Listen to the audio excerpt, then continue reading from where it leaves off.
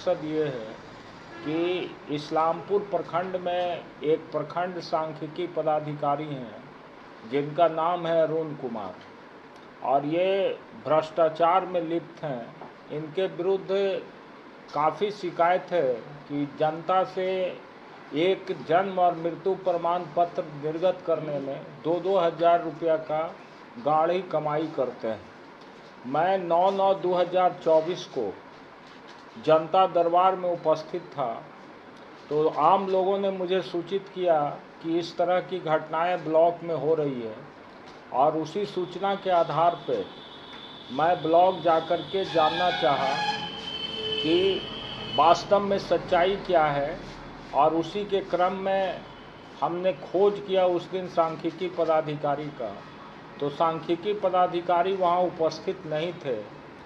तो मैंने उनके सहायक को बुलाया और सहायक से हमने पूछा कि कहाँ गए हैं, तो उन्होंने कहा कि आज वो बेन में हैं। तो हमने जो जन्म और मृत्यु का जो रजिस्ट्रेशन का जो ये उनका रजिस्टर खोला हुआ था, उस रजिस्टर को मैंने अपने पास रख लिया और उनका लिखित रूप से हमने उनको रिसीविंग ले लिया उनसे। और उसके बाद हमने उसमें लिखा कि मैं इस रजिस्टर को डीएम साहब के यहाँ वेरिफिकेशन के लिए ले जा रहे हैं, और डीएम साहब के यहाँ वेरिफिकेशन करवा करके ये रजिस्टर आपके पास वापस चला आएगा। इसकी सूचना दे करके मैं चला गया। इसी बीच में मुझे मालूम हुआ कि 9 तारीख को ही ये प्रखंड सांख्यिकी पदाधिकारी ने इस्लामपुर थाना में एक प्राथमिकी दर्ज किया, और जो प्राथमिकी दर्ज किया उसमें उन्होंने बताया कि 2:15 बजे जब मैं अपने प्रखंड मुख्यालय स्थित कार्यालय में उपस्थित था, तो उसी बीच में मिथिलेश यादव, राजनंदन प्रसाद उर्फ बबलू कुमार, अजय यादव और सौरभ कुमार, ये 4 लोग जो हैं हमारे चैम्बर में पहुंच करके हमसे हाथापाई करने लगे और अभद्र तरीके से गाली गलौज करने लगे। और फिर मिथिलेश यादव पे इन्होंने आरोप लगाया कि 10,000 रुपया ये मांगते हैं रंगदारी के रूप में, और जन्म और मृत्यु पंजी जो था उस पंजी को इन लोग ले करके भाग गए। मैं किसी तरह से पीछे के खिड़की से कूद करके अपना जान बचाया। ये एफआईआर ये 11 तारीख को दर्ज होता है 9 तारीख की घटना का, लेकिन इसी बीच में 9 तारीख को रात्रि में ही हमारे एक कार्यकर्ता हैं बबलू यादव, जिनका नाम है राजनंदन प्रसाद उर्फ बबलू कुमार, इनकी पत्नी पंचायत समिति है मुजफ्फरा से, इनके घर पे दीनदयालगंज में जा कर के रात में इस्लामपुर पुलिस रेड करती है थाना अध्यक्ष के नेतृत्व में। और रेड करने के बाद वहाँ जाकर के थ्रेटनिंग देता है। इनकी पत्नी घर में सोई हुई है, घर में घुस करके वो तरह तरह का गाली गलौज और ये प्रताड़ित करने का काम करते हैं। किसी तरह से कोई नहीं मिलने के कारण बबलू की गिरफ्तारी नहीं हुई। सुबह हमने थानाध्यक्ष से इस संबंध में पूछा कि क्या कोई मुकदमा दर्ज हुआ है, तो उन्होंने कहा कि हाँ, हमको लिखित रूप से मिला था, तो हमने वेरिफिकेशन करने के लिए वहाँ गया था। तो सबसे पहले मैं आपको ये ध्यान आकृष्ट कराना चाहूँगा कि ये मुकदमा जिस सेक्शन में दर्ज किया गया है, आपके बीच एफआईआर का कॉपी है, उसको भी मैं दूंगा। ये सारे जो सेक्शंस लगाए गए हैं, ये 7 वर्ष से कम का इसमें सज़ा का प्रावधान है। और जो सीआरपीसी है उसके आधार पर जो प्रोसीजर है कि 7 साल से कम जो सज़ा होगा, उसमें पहले 41 सीआरपीसी था, अब नया जो अमेंडमेंट हुआ उसमें 135 क्लाउज 2 करेगी। और पूछताछ करने के बाद यदि ये संतुष्ट होगी कि इस मुकदमा में अभियुक्त का इन्वॉल्वमेंट है, तो उस स्थिति में पुलिस आगे की कार्रवाई करने के लिए बाध्य है। या तो उसके खिलाफ वारंट के लिए प्रेयर करेगी थाना में, ये कोर्ट में, या नहीं तो उसको बॉन्ड के आधार पर छोड़ा भी जा सकता है। ये अधिकार पुलिस को दिया गया है। हम आपके चैनल और आपके पत्रकार बंधु, हम आपके माध्यम से जानना चाहते हैं कि ये मुकदमा जिसमें 7 वर्ष से कम सजा था, किस स्थिति में बिना सर्च वारंट के पुलिस पदाधिकारी जाकर के बबलू के घर को सर्च करता है? कानून क्या इजाज़त देती है उनको कि कोई पुलिस पदाधिकारी रात्रि में किसी के घर को सर्च करे? यदि उसको सर्च करना है तो सर्च एंड सीजर के प्रोसीजर को उसको फॉलो करना होगा, और कोई भी सर्च की प्रक्रिया दिन में होगी, रात में नहीं हो सकती है। सूर्यास्त के बाद जब तक सूर्योदय नहीं होगा तब तक कोई भी पुलिस किसी के घर में इंटर नहीं कर सकती है। लेकिन एक भ्रष्ट पदाधिकारी को बचाने के लिए यहाँ के थाना अध्यक्ष जाकर के स्वयं एक इंसान आदमी के घर में घुस करके उसको क्रिमिनल की तरह ट्रीट करता है, वो भी कानून को अपने हाथ में लेकर के। इसलिए निश्चित रूप से वैसे पदाधिकारी पर कार्रवाई होना चाहिए। दूसरी बात मैं जो आपसे कहना चाहता हूँ कि ये जो घटना है, ये घटना पूरे तौर पर झूठी है। झूठी किस आधार पे है जो मैं आपको बताता हूँ।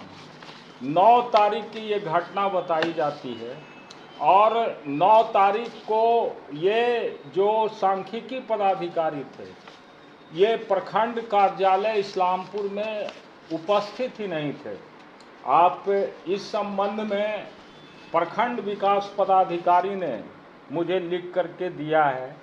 मैं जब जनता दरबार में था, हमको सूचना मिला, तो हम इस सूचना के सत्यापन के लिए जब ब्लॉक जाना चाह रहे थे तो प्रखंड विकास पदाधिकारी को हमने लिखित रूप से दिया, जिसमें हमने लिखा कि मुझे जनता दरबार में यह सूचना मिला है कि प्रखंड सांख्यिकी पदाधिकारी द्वारा जन्म मृत्यु प्रमाण पत्र निर्गत करने में रिश्वत की मांग की जाती है।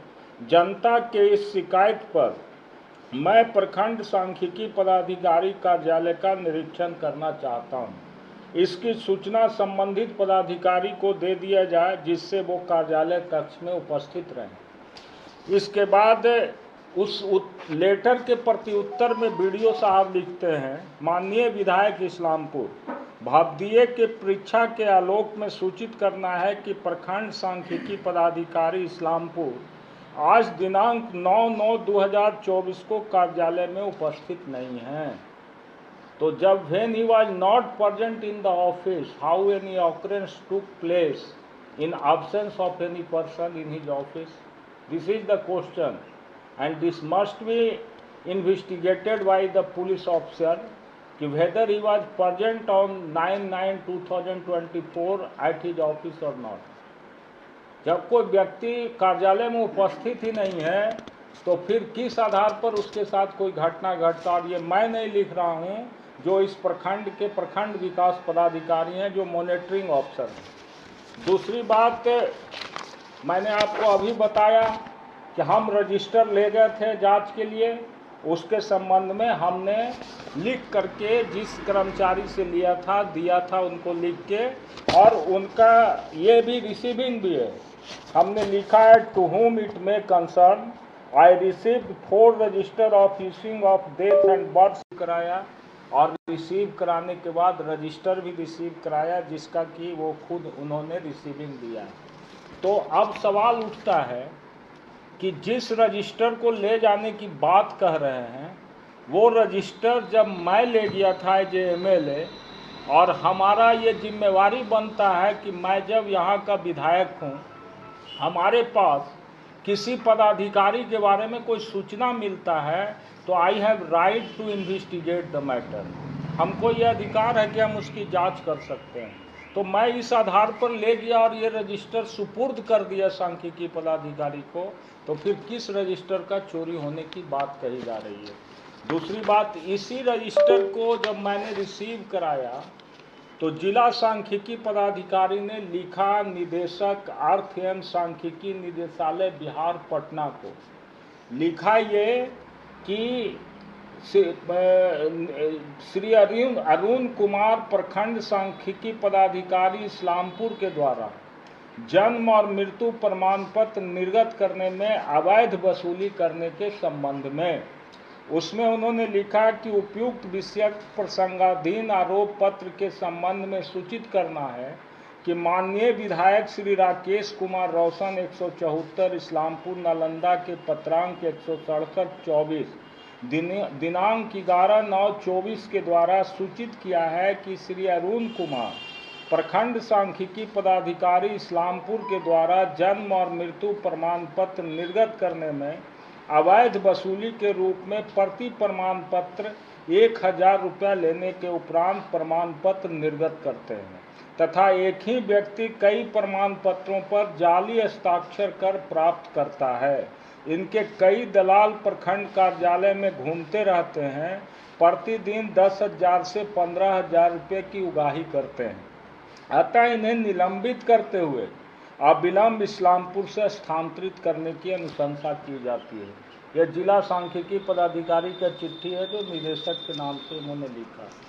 इसके बाद हमने जब विभाग में गया तो विभाग में हमको मालूम हुआ कि इस्लामपुर से पहले ये बड़हाड़ा में जो भोजपुर जिला में पड़ता आरा में, वहाँ सांख्यिकी पदाधिकारी के रूप में कार्यरत थे और वहाँ पैसा लेने का वीडियो वायरल हुआ था, जिसमें योजना एवं विकास विभाग के प्रधान सचिव ने इनको सजा के तौर पे, बड़ा चिट्ठी है उतना हम नहीं पढ़ेंगे, सजा के तौर पर इन पे अधिक जुर्माना किया कि उक्त वर्णित तथ्यों से स्पष्ट श्री अरुण कुमार द्वारा मृत्यु प्रमाण पत्र अग्रसारण हेतु जो वीडियो वायरल किया गया है उसका, जिसका ही वीडियो जो वसूली किया जाता है उसका वीडियो वायरल हुआ है।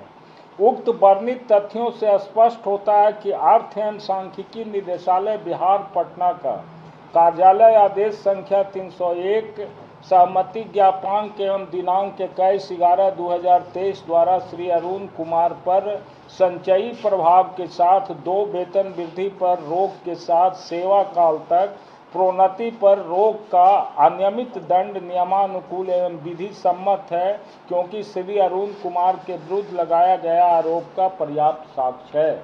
माने इनको जो है प्रोन्नति पर भी रोक लग गया और इनका 2 वेतन वृद्धि पर रोक लगा है। ये प्रधान सचिव योजना एवं विकास विभाग का चिट्ठी।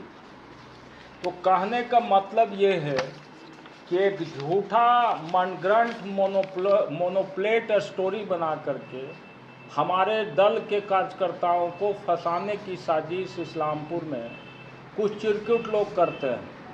आप सब लोगों के बीच हम उन लोग का नाम लेना नहीं चाहते, लेकिन एक तरफ बिहार की सरकार कहती है कि हम 0% टॉलरेंस पर बिहार का विकास करना चाहते हैं, और हम लोग भ्रष्टाचारियों को जब उसके कार्य का उजागर करते हैं तो प्रशासन अपने पद का दुरुपयोग करके कुछ लोगों के बहकावे में आकर के हमारे कार्यकर्ताओं पर जुल्म और सितम ढाता है, जिसका प्रमाण हमने आपको दिया कि बिना कोई सर्च वारंट के हमारे कार्यकर्ता के घर को जाकर के जांच किया जाता है और जांच करके प्रताड़ित करने का काम किया जाता है। इसलिए हमको बुलाने का मकसद है कि एक तो ये झूठा केस है, इस केस में सांख्यिकी पदाधिकारी पर आप जितना जल्द हो पुलिस के पर्यवेक्षण पदाधिकारी जांच करके झूठा केस करने के एवज में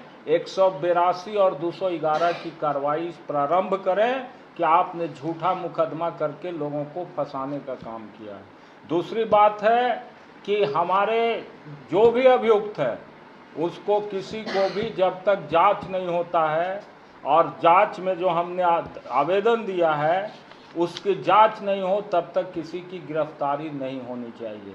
यदि गिरफ्तारी होगा तो हम लोग इसके विरोध में ब्लॉक कार्यालय में अगले सोमवार को हम लोग पूरे तौर पर ब्लॉक को बंद करेंगे और ब्लॉक का घेराबंदी करेंगे, क्योंकि न्याय के लिए संघर्ष जरूरी है और संघर्ष के रास्ते ही आगे बढ़ना हमारा काम है। इसलिए हम आपके माध्यम से स्पष्ट रूप से ये चेतावनी दे रहे हैं कि जो भी जांचकर्ता पदाधिकारी हैं ईमानदारी से इसका जांच करें और जांच के बाद जो फलाफल है उसको लोगों के बीच लाने का काम करें कि किस तरह से भ्रष्ट पदाधिकारियों को संरक्षण देके हमारे कार्यकर्ता को तन तबाह किया जा रहा है। अभी हम अनुमंडल और अच्छी पदाधिकारी से मिलने गया था उनको हमने आवेदन दिया, एक भी जवाब मेरे सवाल का नहीं दे सके। अभी तो मुखिया जी यहाँ पर नहीं है, अनिल मुखिया जी, लेकिन उन्होंने ये जरूर कहा कि किसी की गिरफ्तारी नहीं होगी, आप जाइए, ये केस इंस्पेक्टर को देखना है, डीएसपी को सुपरविजन भी नहीं करना है, इंस्पेक्टर को देखना है।